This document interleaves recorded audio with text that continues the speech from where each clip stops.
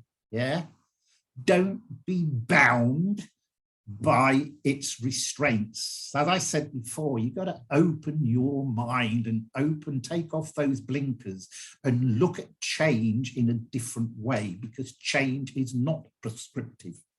So these models, all 50 of the better known ones and about 20 of the lesser known ones out there, are just, as I said before, a guide.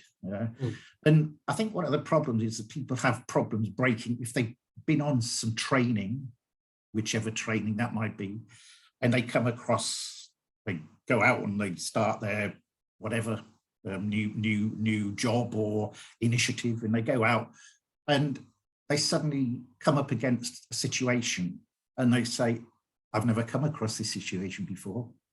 I don't understand what to do. Is it in the manual? No. Can I remember it on the training session? No. Well, it probably wasn't. Yeah. And that's what makes me say models and methodologies are a very important part of change management, which they are, because you've got something to refer to. But the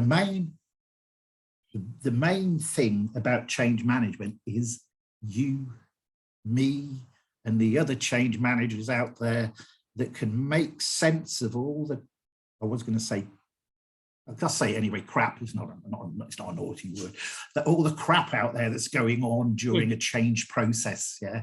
And they are the most important factor. So just because you have XXX certification on your CV does not make you a good change manager. No, really isn't. Really isn't. What about your opinion? Yeah, I mean, I get incredibly frustrated with this, because typically what's associated with, particularly when you work with clients that don't even get business change. I'm very fortunate at the moment, my client does, and my past 2 or 3 really have, which has been great. But in my early years, I remember working with them and going, what methodology did you use? What's your approach? And I go, well, I do what suits you the best. What will work best for your change that you're going to, that's what I'm going to pull from and extract from. And they go, oh, right, okay. And this takes me, and I don't want to go too far off, but this takes me into deliverables, right? Because this really gets on my wit, right? It really is that there's an expectation in certain environments, and again, very fortunate at the moment, don't have it, but have had in my career, where it's linear and there's all these deliverables you should bang out to show that you've been successful. Well, and it's like, no, you really, change management was created around the people and the people need. It wasn't created See, I could just be like a project manager and bang out a load of Excel spreadsheets.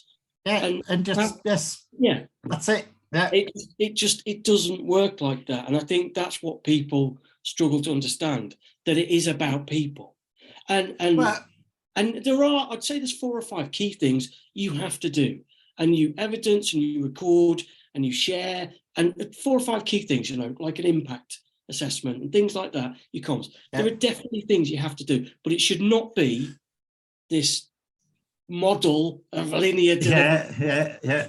When you say, you know, there's some things you have to do, yes, you do have to do them, like impact analysis, like, you know, process analysis and stuff. But by doing that stuff, it helps you inform and make people aware of what it is you're doing. So yes, you do it, but it's still about people, because what you're doing is for the people, to make them aware, to make them understand what process is going to change, the organizational structure is going to change, whatever. So, you know, and I got really peed off. I'm allowed to say peed off because that's not the proper word. I get really peed off with this. It's coming to the fore more and more, regardless of what I try and do and what you try and do, is this complete obsession with technology-driven change. Yeah, these people, the technology people, yeah, technical project managers or project managers, and we'll come on to those in a minute, by the way, who think that the technology is change. Yeah. But it is in a way, it's going to create the change, but it won't bloody work unless the people know how to use it. You know, it's like, huh? Yeah. And sorry, go on. No, I get frustrated because you and I know, probably you more than me, because obviously you were doing this while I was in nappies. Yeah, careful. But you know, you can change the course of a project or a program by having the right conversation at the right time with the right person, and that's not, you know, that's not sitting in a boardroom with your PowerPoint up showing 57 slides. It's just being there, knowing the right stuff, talking to the right person, changing that tide and that course, and it can make things like that can make all the difference. And that's the things they don't see us do, but we do. Yeah. Let me ask you a question.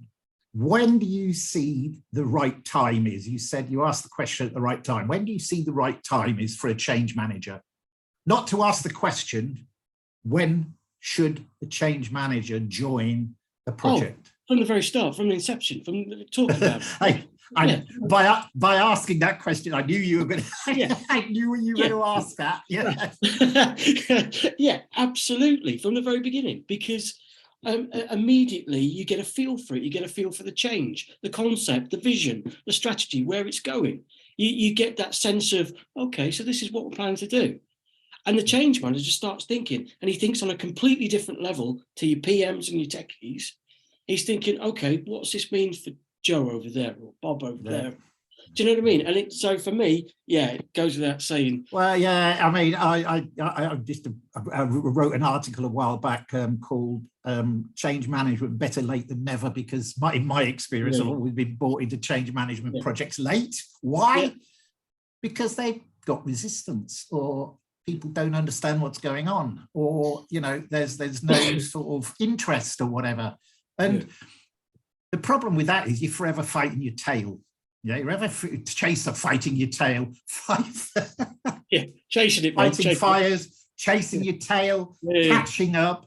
And you can never, ever do what you really want to do because you've been brought in 2 or 3 months late. Had you been brought in right at the beginning, you could have set all the boundaries. You could have set, you could put your all the boundaries down, and all your I keep on forgetting what the word is that I use for my the foundations down for the change management initiative, and all of those you will be thinking across the whole of the life cycle about what's going to happen, resistance and, you know, reinforcement afterwards and so forth. You can think about all those things right at the beginning. And if they're embedded onto or into a project plan, if you can, and there are a lot of things you can embed into a project plan, I can assure you, change management becomes visible.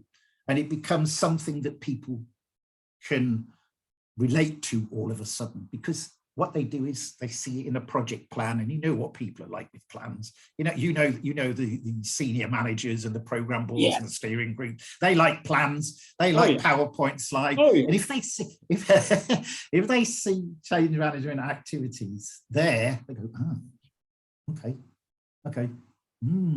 Yeah, okay, I understand that now. So yeah, right at the beginning, but it rarely happens. You're right. Yeah, I mean, and I don't understand. Looking back to my career, I don't understand why. It's either about some people still thinking we don't deliver tangible results, or people thinking that we're still softy type people, and or they don't realise until they get midway. Oh, we're getting a bit of pushback.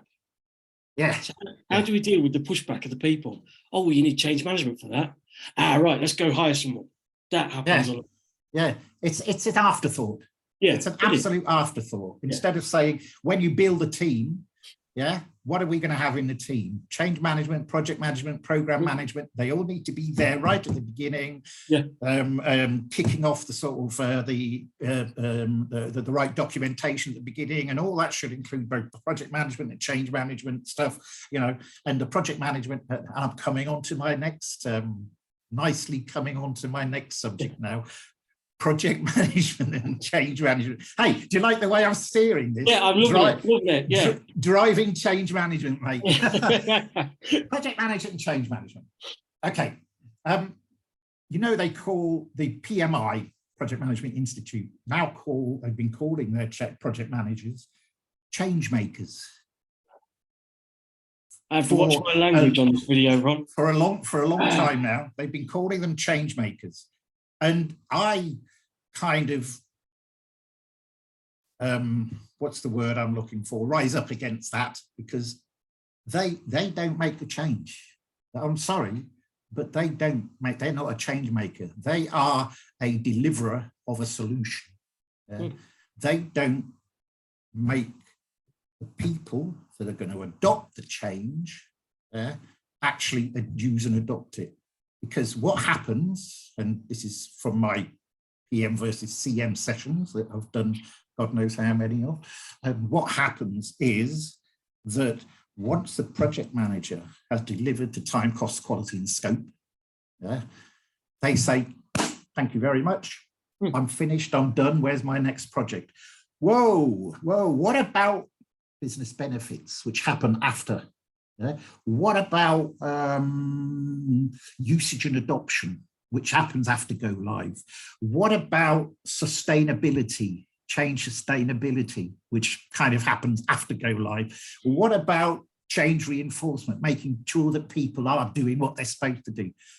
What are you going to do? Oh, I've finished my job, I've delivered. No, so you're there left as a change manager with all this stuff going on, but you have to leave after a while. So what happens to all that stuff? Because, I mean, for an example, business benefits sometimes can take years to realize benefits. I've been on projects before it's taken minimum of a year to realize a benefit. Well, what happens? Well, you have to hand it over to the business. Are the business capable of doing it? Do they have the time to do it, and so forth? So what's your view on project management and change management? as if I didn't know. Yeah, you should have entitled this "Whinging Old Men." So for me, it's really simple. It's two different disciplines, right? Two different disciplines, and I would never jump into their lane. I would not want them to jump into my lane. And what I think really annoys me, see, you set me off again, Ron, is that's what I'm doing this for. Is over the years, when I've been, particularly when I was freelancing, right, and I was going for jobs all the time, what used to really get my goat was when people would advertise project change manager. And I'd go, well, what do you want? What is that? What is that? Right? You can't do either job efficiently and well when you jumble it up like that. You either do one discipline or the other, and you deliver either of those very well, hopefully. Yeah. And that used to annoy me so much. They still do it. They still do it. And there's, like I say, there's a couple of chaps I think you know them as well, Ket and Co, who actually call out really bad job adverts. And there are some awful ones, because not just that, and without jumping off the project management thing too much, is also there's a real confusion when they don't understand it. Is it IT change, technical change, or is it change management? That's the other one as well. And that's the other one. That's the other one. Change management, ITIL, ITSM. Oh, well, that's not organizational change. I mean, when I was on the contract market in the UK, the number of recruiters that rang me up and said, we're looking for a change manager. This organization wants a change manager. Oh, yeah. What do you know about ITIL? Nothing. What do you know about ITSM? Nothing. Exactly. What are you looking for? A change manager? Yeah, is it a technical change manager, or is it an organizational change manager? It's a technical change manager. Thank you very much. Boom. Bye-bye. Coming back to the PM versus CM stuff. I've read through, well, I've tried to read through, I haven't got through it all, the PM Box 7, which is the Bible, Project Manager's Bible. And there is big confusion in that document about two things from my perspective that are particularly bad, is that they emphatically put project managers in charge of stakeholder management and communication. Now, you and I know, and a lot of other change managers know, that those two elements, stakeholder management and communication, and they are two of my what's the foundations of change for my framework approach, which I've just changed again, along with sponsorship. They are, as far as I'm concerned, fairly and squarely under the domain of change management. Because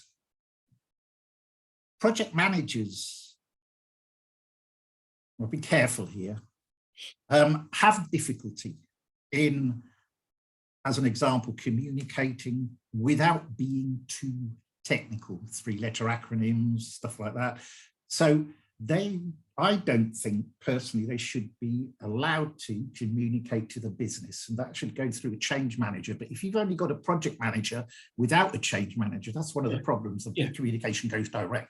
There's no conduit that can sort of like say, hey, they won't understand this. And stakeholder management.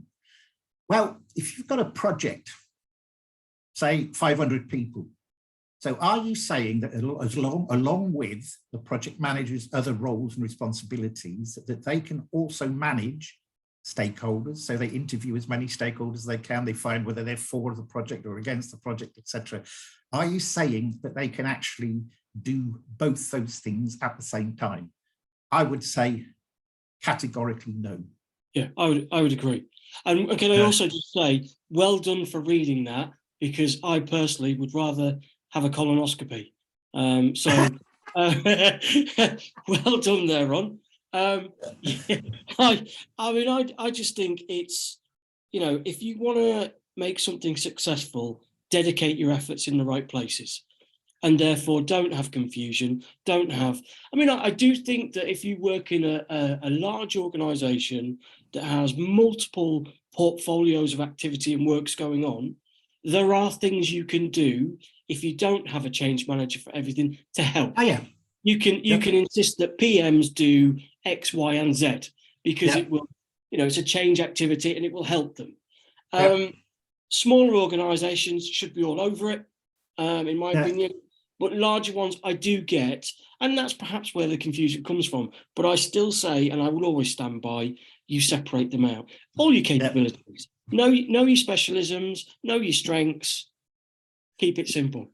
I'm about to do another YouTube video, not next week. I haven't recorded it yet. The week after, I spoke to a lady from Canada. She's an organizational change manager. When I did the session with Eric Kimberling from what's it called? Third Stage Consulting. Session with him. She asked the question and she re-asked it to me so I could put it on my YouTube channel. And she comes from Canada, and she said the normal way of working in Canada is that the change manager reports into the project manager. But the problem with that is that if the project manager is themselves resistant to change, what do you do? Yeah. Well, how do you get over that? Yeah. Yeah. How do you get over that? Because they're just going to play silly beggars with you. Yeah. You know, all these sort of change management stuff, you know, I'm not interested. You go away and do your bit of whatever it is you need to do, and please leave me alone while I'm trying to deliver this X, Y, and Z by such a date. You know. And isn't it incredible? Because I mean, for me, it's since in the 90s, I guess. For you, it's even longer. I'm not having a jab. Well, it hasn't changed. That's what I can't get over. I really can't get over it. Sometimes I sit back and look at my profession, I think, my God, and it's the same with LinkedIn. I'm seeing stuff coming up that just hasn't changed in like 20 years. Well, at least, nearly 20 years. I started seriously writing on LinkedIn in 2014. And the first things I wrote about was 1, 70%, 2, project management and change management, 3, which is an interesting subject, which I haven't brought up with, what's in a name, change management. Yeah, there has been a call, lots of calls over the years to change the name because a lot of people say you can't manage change. But what's the alternative? So, but that was another one about change management methodologies. So everything we've spoken about today is still here, and it still hasn't been solved. No. Things like, and I may be raising a bit of an issue here, but 2 professional bodies, ACMP, CMI. Why? Yeah, PMI, they've got 1 body, although there's an Association of Project Management in the UK. Yeah, but we've got ACMP in the US and the CMI in Australia. Why? One has CCMP certification. They work hand in glove with ProSci. CMI has accreditation. They have a CMBOK. They work hand in glove with the APMG. 2 different approaches, but they still say they're acting on behalf of the change management community. I would argue with that. I think they're acting on behalf of revenue creation. That's my view. That's my view. The cynical old devils that we are. Yes. I mean, it's just, you know, I don't have a lot of time for it, if I'm honest, Ron. I don't, because I don't see the value, the worth. I love having a good community, and we've got a great community on LinkedIn. Like I say, I've got a handful of peers that I truly respect, truly value what they write and their content. And then all around that is a load of codswallop and waffle. Well, you know, I mean, you know, I try to set up the professional change management body here in Asia, and it fell by the wayside. And it fell by the wayside because I was dealing with 14 different countries, 14 different cultures, and people kept on dropping out and coming in and dropping out and coming in. And we couldn't agree on a lot of things. A lot of things were outside of scope in some countries, but they were in scope in other countries. And 2.5 years, 3 years I spent on that. 3 years out of my life I spent on that. And it was a shame to say I'm one of the 70% I failed. Because I think it would have been good for the what's the word I'm looking for? I've lost my word. Locality? For the area, for the Asia. I think it would have been good because just very quickly, change is kind of done in a different way here in Asia.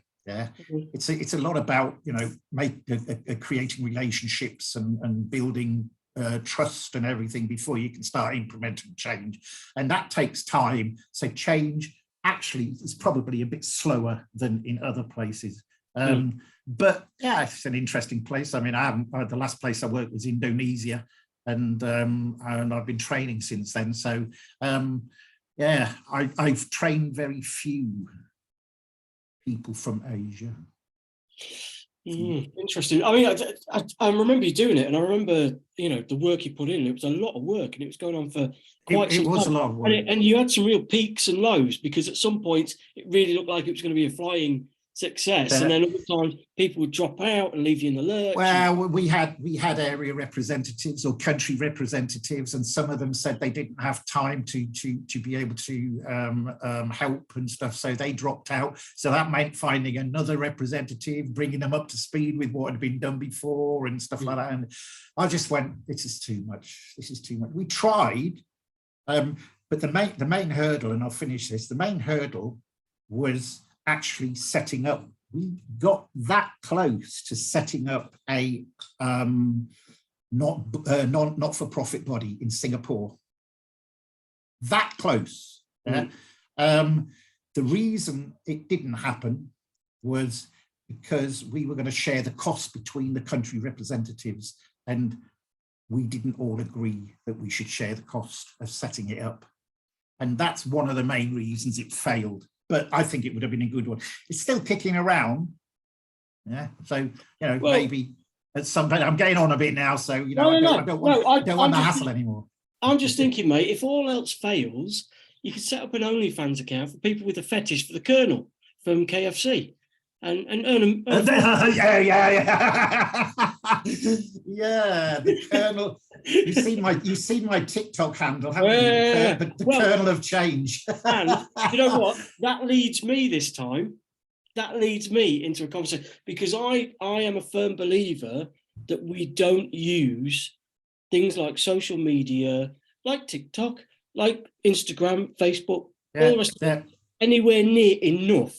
And I think because I've got a real thing at the moment. I've probably had it for about the past year, where I've just gone, do you know what? I want it to be different. I want change management to be different.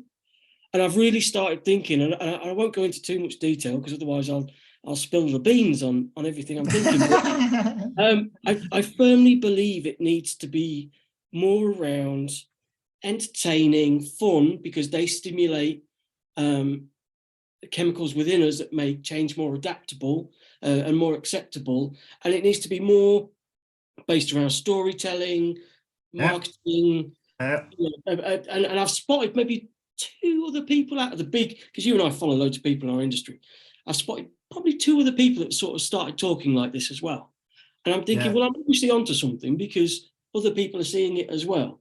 And I think all these things, and I, one of the things that I like that you've done is you like to have a dabble at things. Cool. I always have a dabble. I always try things. Yeah. So like the ChatGPT, and I like that. So I'm thinking, the way we need to, or the way I would like to deliver change is differently. And I'd like to step it up a gear in terms of that, what you don't typically hear at work is around, work's fun, work's enjoyable, work's quite entertaining. I like going into work. I like this program. I like what I'm doing. And that for me is the big push to find and the storytelling side. I think, there's various elements that I'm slowly bringing together, which I think that's a bit of me. And it will make my job more enjoyable. Of course it will, because if it's something you enjoy doing and it's something that works and it actually helps the stakeholder, think of a different word for them, but the involved individual or whatever, and it helps them become more relaxed and more enthused about change because it's being done a different way. Of course, that's going to be advantageous to you. Talking about storytelling, I mean, I used to post, just going back to LinkedIn, I used to post on LinkedIn. I've stopped writing articles now, but as you know, I now post like storyboard things. They work brilliantly. And that brings me on to something else. Good. Nothing mind-bending or anything. How simple is change management really? How simple is it?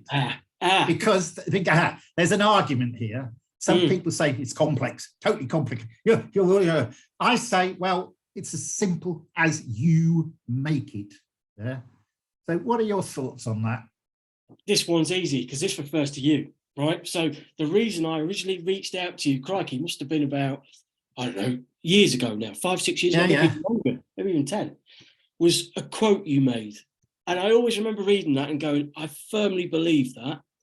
And you what did I say? I can't remember. you said change management is like a calling. It is a calling. Yes. Yeah. And I remember.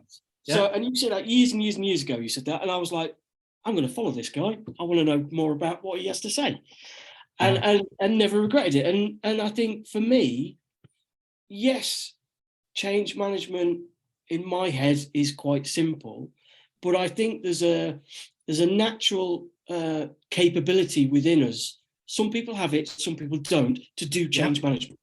Yeah. Right. And those who don't sometimes try and compensate by studying and learning and using methodologies and frameworks, which is fine. Whatever gets you through. But there is a group of us that just get people and get how it works and gets. You can't put your finger on why you know that stuff. They understand it. They do it. Yeah. It's a natural thing. They're natural with people. They get on with people, regardless of what their background is or what they do for what job, whether they're a sponsor or whether they're an operational person. And it's just a natural thing. And it kind of actually brings me to another point. It's the way that some change managers, again, I'm not criticizing, but it's the way some change managers actually deal with that situation, and things like communication, how they do. They think, oh, we have to be a little bit formal about this, and we have to do this, and we have to say that, and we have to say this, and we have to say that, but you don't really have to. Yeah, just keep it simple, tell it the way it is. And one of the other things is change management training, and I'm not going to go into my driving change management training, don't worry. Change management training. If you are that kind of person that you said, that the natural sort of change manager, let's call them, and you go into a bit of training, a set of training, a course that is more prescriptive than it is natural, what the tendency there is, your tendency, I think, would be to suppress that natural change management in you, to actually use these tools, these templates, etc. Yeah. Let me give you a quick anecdote. I had a message from a lady in Botswana, ProSci trained. Okay, don't mind saying that. And she said, do you do sort of help people? I said, yeah, I do. Well, obviously, there's a small cost involved, as there is. And she said, can I ask you if you could help me? I said, yeah. She said, I've done all these surveys with individuals that has been suggested by ProSci, using their templates, etc. And I've got all of this data. Yeah. And she said, I don't know what to do with it. And she said, could I send it to you and see if you could actually interpret the data into something that makes it simple and easy for the powers that be that I'm going to present it to, makes it easy for them to understand. I said, yeah, send it to me. Okay, so she sent it to me. It took me about a day, but I converted all of that data into 6 slides. I think it was 6 slides. And I sent it back to her and she said, well, yeah. So I think that's the kind of mindset that you're talking about. It's the mindset. You still have a kind of focused mindset, slightly technical and stuff like that. But you have to think. You should be able to look at something and say, I can say that far simpler than what it says there. And that's the issue, because that helps people out there understand. Keep it simple, even if you have to use the odd swear word or whatever, in conversation, stuff like why not? I totally agree. I just to give you an example on this very subject, a few years back, I mentored someone through a professional body course. Right? I'm not going to say which one, because much of a muchness to me, but I mentored them. So I said, yeah, I'll help you. We'll go through it together, and I'll give you the best advice. And I was astounded, absolutely astounded, the gaps between what I do and what was in this course. And I was like, okay, so I'll help you pass this course, but you still need to learn X, Y, Z, because they're fundamentals. And they went, oh, well, should I still go? I said, still go for it. It helps. It'll help with your career. It'll help with where you want to go. Help with but don't think that's it. Don't go, I've done the course, I'm a change manager now, because that is not the case. Well, unfortunately, that's what happens, isn't it? I've done my course, I've paid my money, I've done my course, I've got my certificate, I'm a change manager. Give me my first opportunity. And you all of a sudden, after a couple of weeks, you go, oh my God, help.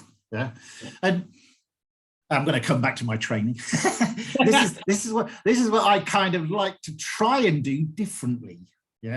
I'm not a great lover of tools and templates, preordained tools and templates. I like to create my own. It takes a little bit more time, but at least you're creating your own for your own purposes. And I kind of steer away from this prescriptive thing. You've got to do this and you've got to do that. And I just say, well, actually, if you want, you can do this, but don't forget about these things. And if you want, you can do that. And the simplicity is important for me. I only use simple language. I don't use any kind of technical language or anything. And that's also when you're talking to stakeholders. If you go out to stakeholders and you've got a meeting with them and you say, okay, I'm going to tell you what I'm going to do. And first thing you say is, I'm going to use XXX model. And that consists of, and they go, what? Never heard of that. What are you talking about? And you've lost immediately. You lose them. You lose them. Don't even mention models. Don't mention methodology. Don't need to try even not to mention the word change management. Because they won't understand it. If they, sorry, go on. I was just going to say, if they want to know if you're familiar with stuff, there's nothing wrong with that, right? And I'm quite happy to go, I've worked in a Pro-C environment, I've worked in this environment, I've worked in that, the clients have told me I have to do this and I have to do that. I've done it. But what I do is I just make sure it's the right thing for you, because at the end of the day, that's what matters. That's it. Absolutely it. Absolutely it. I'm just trying to think of the next subject, and there was one, and I can't think of one. We had a few. Let me have a look. There was a few. Yeah, I know. I wrote to you. I said there's a few things we need to speak about, and I know there was one more, but I can't remember exactly what it was. Let's have a look. Have a look. Go on. Let's have a look. Obviously, we've covered 70%.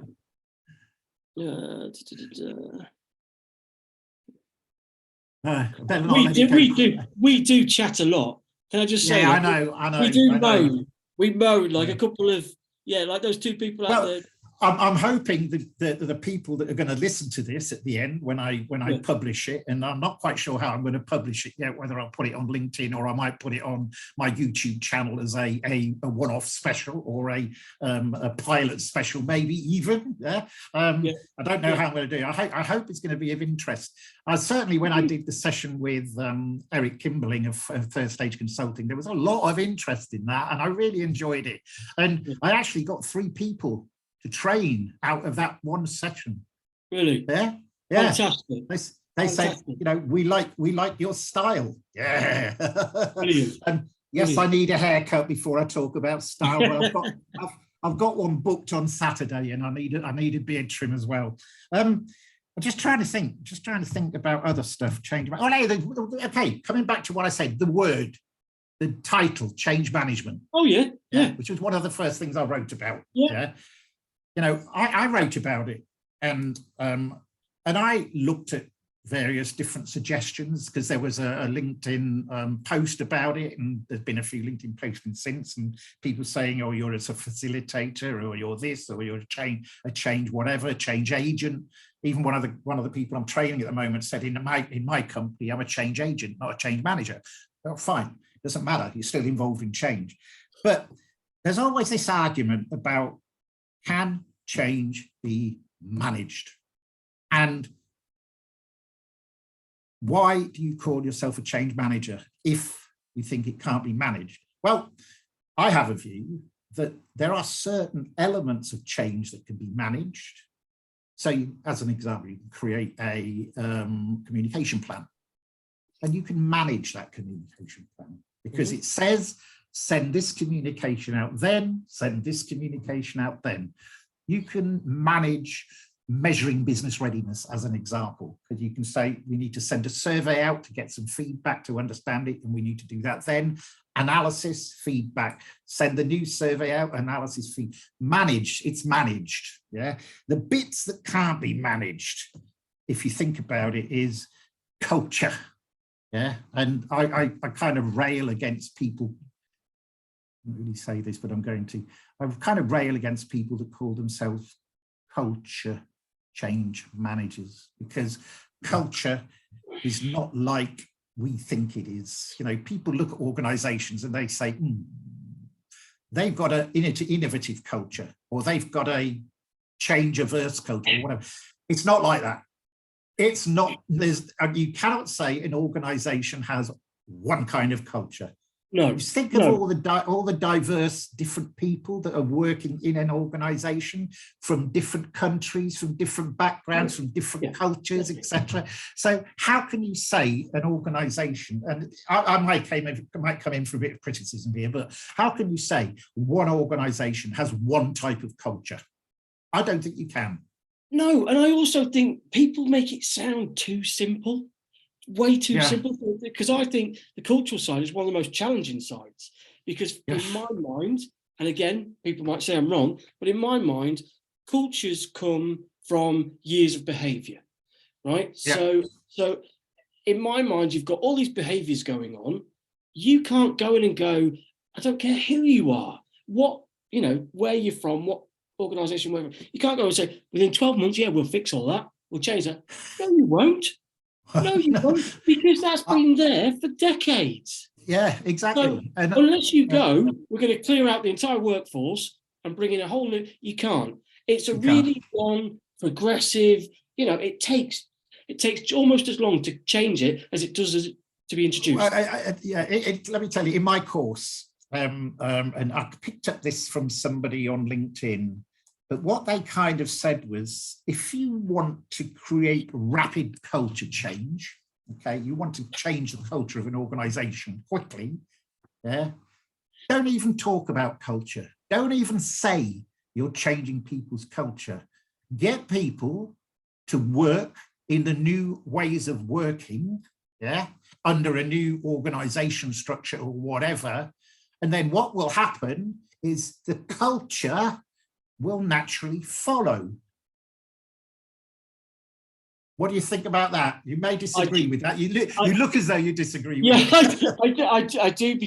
I do because it comes. It's more intricate than that. It comes down to behaviours. So you can change any process in any organisation that does not, by default, change the behaviours of someone. Does it actually change the core behaviours in the individual? Because in an organisation, you've got groups that sort of meet with each other, that lunch with each other, and all these probably have, you know, things in common. And the things in common are all about culture. You know, and another group they may go out and play golf together. The other group may watch tennis or watch football or whatever, and they all it's like a mix. And what people do, though, what people tend to do within that culture framework within an organization is, whichever group they're working in, they kind of fit in. Because they don't want to be seen as the odd person out. So they may come from a different culture or have a different thought on culture, etc. But while they're working with one group, they fit in with that culture because they don't want to be seen as being the odd person out. Anyway, I kind of digressed from the change manager piece, didn't I? So in terms of the title and the description, I think I mean, change manager is just so well established now. You couldn't change it. I will say to you, while you're doing your chat GPT thing, do ask it for alternative names, because they're quite funny. Are they? Okay, I will. Transformation trickster was one of them. I think you said, didn't you say something? Transformation trickster. I think I mentioned that, didn't I? Didn't I say, that sounds about right? Anyone working in transformation is tricking everybody that they know what they're doing. That's. But I just think, we are. We are change managers. That will stick. That won't change. Same way project managers. But I think it's surprising how much diversity there is when on that title. Just people, You know, I mean, I've spoken to loads of change managers. I've trained loads of change managers, and you sort of in the first instance, you say, what is it you actually do? Yeah, I mean, I'm a lady from the US. I'm talking to. She works in the US public sector, and I've asked her what she does, and she told me, and I thought, wow, that's a big deal. It is kind of change management, but it's also sort of, you know, coupled with different things, and so yeah. My view is I started calling myself a change manager mid to late 90s, because that's when it first started coming to the fore, you know, before the 90s. It's, you know, people were writing books like Connor and Todd Jick and people like that. And then in the 90s itself, it started to be formalized. And I can remember working for what was the Bank of Scotland, and I was doing process work there. And we were sat there, we were capturing all these processes. It was a core banking implementation. We were capturing all these processes, and we got all this information. And we sat down as a team and we said, we're missing something here. We're missing something missing. We've got all these processes. Yeah, we're missing how we're going to actually bloody implement them. How are we going to change people's ways of working? I know. That's about change management. And that's when I started, and just from one day to the next, I started calling myself a change manager. So I've kind of said, that's what I am, yeah, regardless of what I do, yeah. And I can manage some change, but there are also some changes I can't manage. But, you know, we as a discipline, we will never, ever be able to change the name. Ever, I don't think. You know, even though we're professionals at change, we won't be able to change the name. It's one of these things that folklore. It's written. You know, it's been inscribed on the. You know. Yeah, and I think it comes back to again what I was saying about having a number of peers in this industry that I respect and talk to and share, learn from, and myself included. Do you know what? I think all of us, or certainly all the ones that I class as peers, colleagues, friends, whatever, we all view change management the same way. We love it. We couldn't see ourselves doing anything else. Yeah. I'd be really curious actually to know whether, I don't know, a project manager loves what he does, loves his career. But certainly from a change perspective, you speak to a number of people in our organisation. That's an interesting insight, that is, whether a project manager loves what they're doing. Because they are faced, I mean, just like we're faced with a lot of hassle and a lot of aggravation and stuff like that, but ours comes from the people side. Yes. So, you know, and like you said, if you're that way inclined, it's not easy to handle, but it's easier to handle. A project manager deals with more technical stuff, you know, more timelines and stuff like that. And, you know, if they're under pressure to deliver something, do they enjoy that? Do they enjoy that pressure? Which is like unlike us a little bit, because we actually, correct me if I'm wrong, we actually enjoy that challenge. Yeah, totally. But like the project manager, well, I don't know. Maybe when I do my next PM/CM session, I'll ask, do you enjoy your job? It's true though. It's true. Everybody that I speak to in our field, we enjoy our job. You know, I now enjoy my training. I don't enjoy. I used to enjoy my job, but now I enjoy my training. But you know, it's back to the mindset thing. We have this different way of thinking. Sometimes it's a little bit strange. Sometimes a little bit off the wall. But you know, that's what we're about, I think. Got a few more minutes left. I'm just trying to think of another one. And I'm lost. Have you got anything down there? So yeah, I mean, I think the other thing is, like I say, this shift around how change management should be delivered going forward, and I definitely think there's so much more we could tap into as change management. Yes. That we're not tapping into, and I watched this chap, and it was fantastic. He was on LinkedIn. I follow him now. And he introduced me, and it was around storytelling. Yeah. And I've always been a big believer that you tell a story anyway of whatever you're working on, you know, whether it's 6 months, 2 years, you're telling a story. Yeah. And actually, there is a format for telling stories, and it's accessible to everybody online. �𝒑𝒓𝒏𝒕 approach, I think it is, and it tells you the method of telling a story, basically in various frames. It would look just like one of our models. Yeah. So immediately I'm thinking, right, I could put all of everything I do into that. Yeah. And honestly, I mean, he captured my imagination straight away, because he applied it to a cult film, and I'm a nerdy geek who loves films anyway. And immediately I saw the post and went, oh, but then I actually got into the detail of it and thought, you know what, we just don't tap into this enough. We don't, and we really, really could. And I think that for me is sort of, as we're leaving this sort of conversation, is that whilst, you know, what you do is brilliant, and I'll always follow you, for those of us delivering still, we need to rethink the game. Yeah, I got to say that as in the past, when I've worked as a change manager, it's always been the change manager that has been given work to do or extra work to do that the project manager has been unable to handle. Let me give you an example. I've worked in Singapore for a crane build company. They were implementing SAP across Australia, Korea, Philippines, and Singapore. And the program manager called me in and he said, "Hi, Ron, everyone thinks you're doing a good job." Great, even though I was 3-4 months late into the project, but does that matter? We've talked about that. He said, "I've got a bit of a problem, got a bit of a resource problem." Okay. What is it? He says the project manager is, you know, having some difficulty in getting to go live date, and we can't change the go live date, so he needs to sort of focus more on certain things. Have you ever done user acceptance test management? No. Would you mind having a go?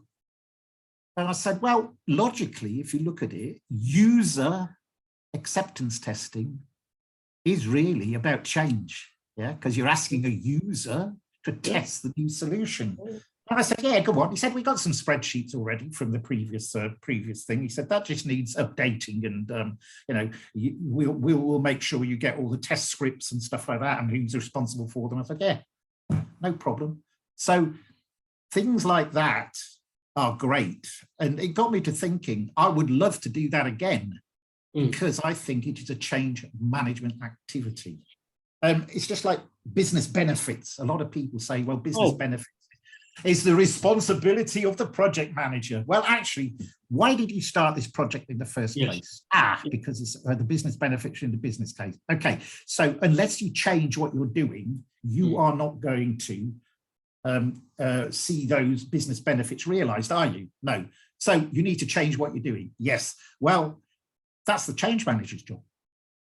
And to logically follow on from that, he manages business benefits, because you stop, yeah, don't forget, you stop, Mr. Project Manager, and go live. Yeah.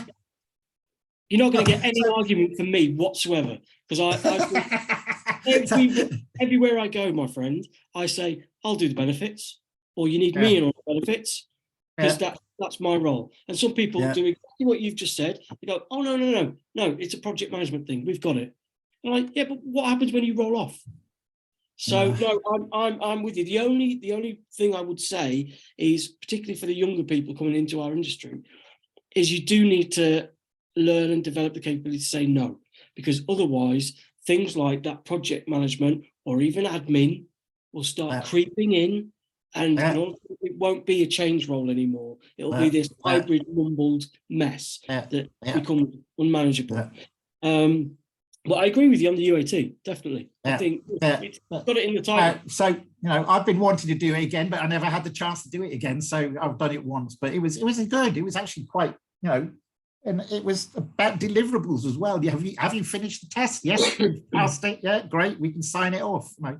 Anyway, listen, Mark, we're running out of time. Okay, mate. It has been great. I think it has been anyway. I really enjoyed it. We'll see what the audience think when I publish it. But I think it's been a great session. It's been great speaking to you after a year. It's great to see how healthy you are. Thank you very much. Mr. COVID survivor. And we must speak again. As I said, I'll have a think about how I'm going to publish this, but I've got a feeling that I might do it the same as the UAsk IAnswer as a special, and then put it on my YouTube channel, but also publish it on LinkedIn for anyone else to just listen to if they want. So you okay with that? Yeah, whatever. Yeah, anything. Go for it. Okay, I'm just about to stop recording. So thank you very much, Mark, and we will speak again. All right. Cheers, mate. All right. Bye. Bye.